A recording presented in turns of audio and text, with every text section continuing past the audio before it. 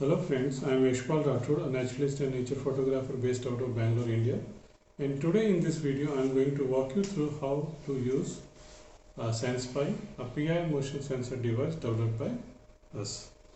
So as you can see, very compact size, 3 inch by 3 inch.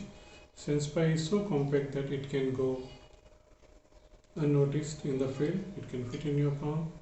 And at the bottom you will see there is 1 by 4 inch threads which you can use to mount it, and it will also have a length to strap around a pole or a tree. At the bottom you will notice there is a Bluetooth switch. That switch you will use to configure from the app, and there is 3.5 mm pin jack here which will use to connect to the camera.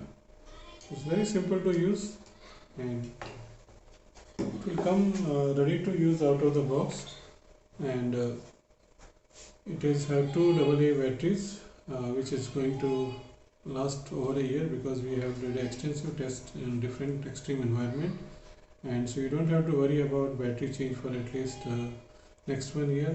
And also we could have used two alkaline batteries, but instead of that we choose to use the NiMH batteries so that pure batteries is good for environment.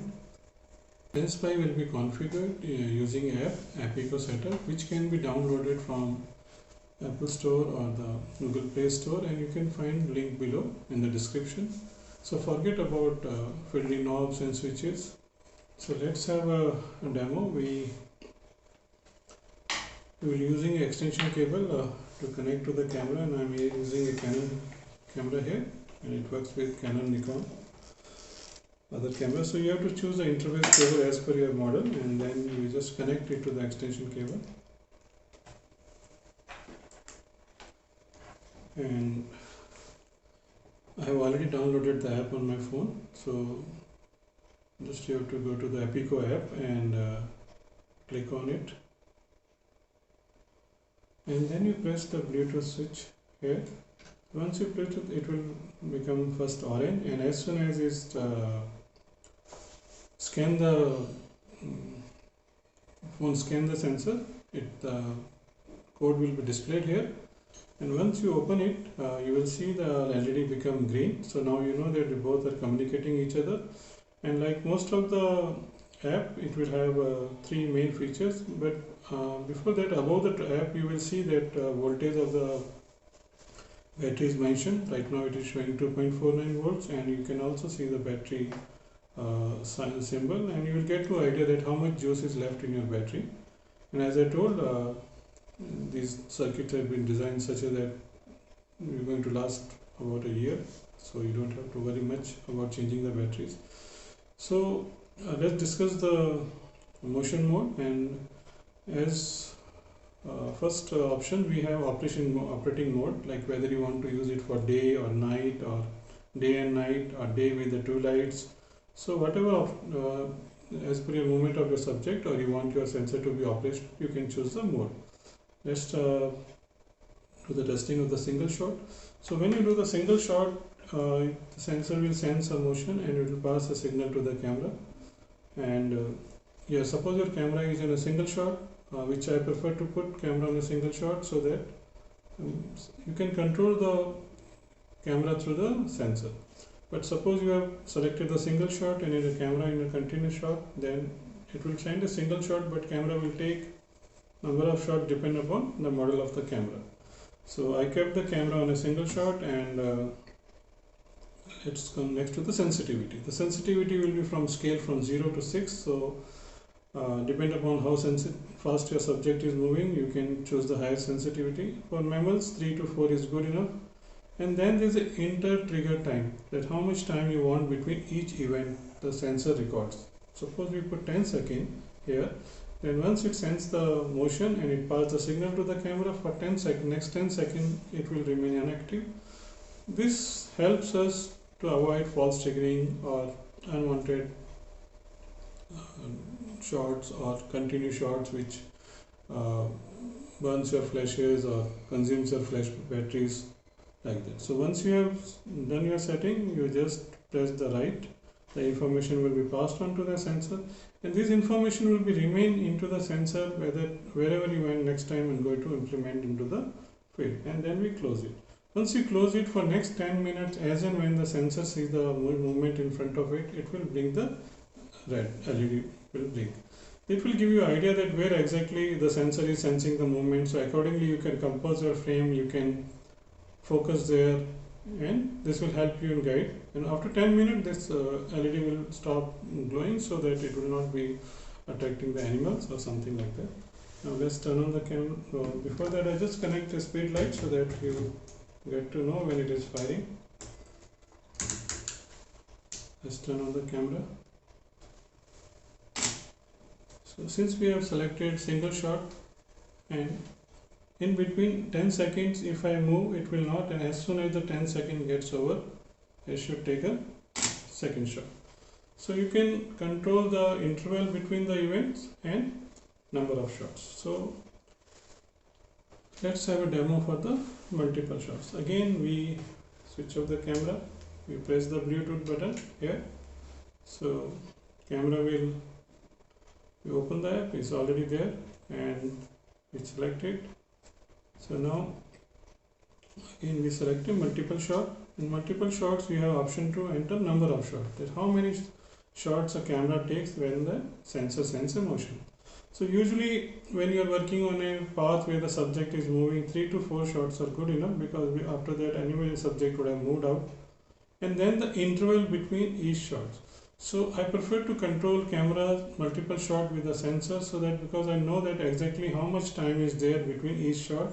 Because in the camera continuous shot, if you have a faster camera, they take 3-4 shots in a second, and within that time flashes doesn't charged up fully, or we use multiple flashes which are taken at different time of interval. Some will fire, some will not fire. So when you control this time between shots through a sensor, suppose a 1 second or half a second, so like we enter 1 second here, so you know that flashes will get half a second or 1 second to recharge, and the high chances that they will go all together. And again we can put a enter trigger time as a 5 second, and then write and close. So now we have connected this for 3 shots, and turn on the camera.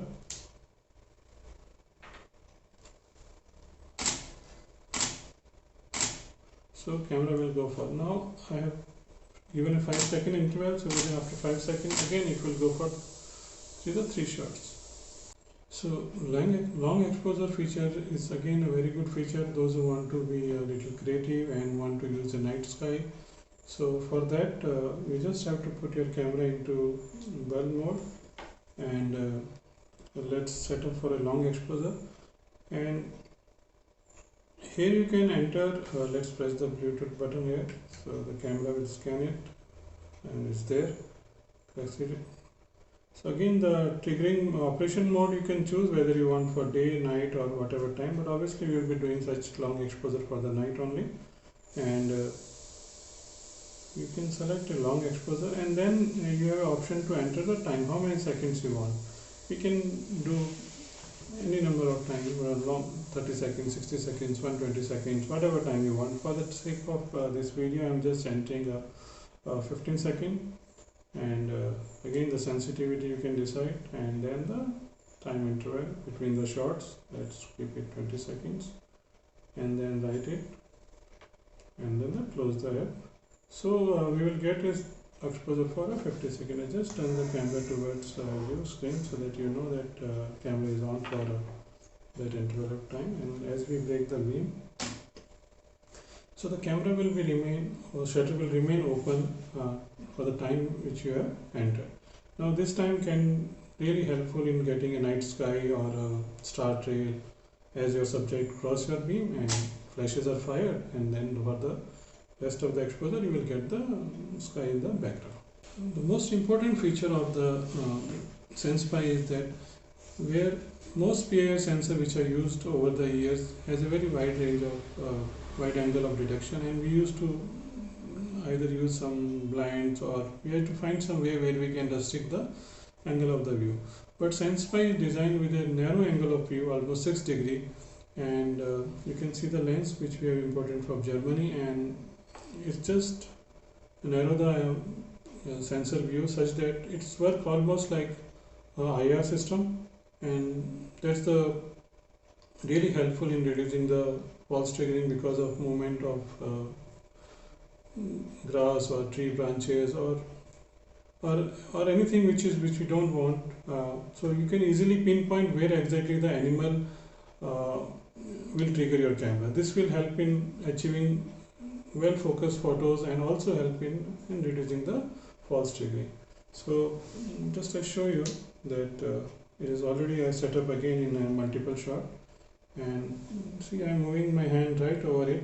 It will not be triggering even in the just side of it. So when I just pass in front of it, then only it's going to trigger.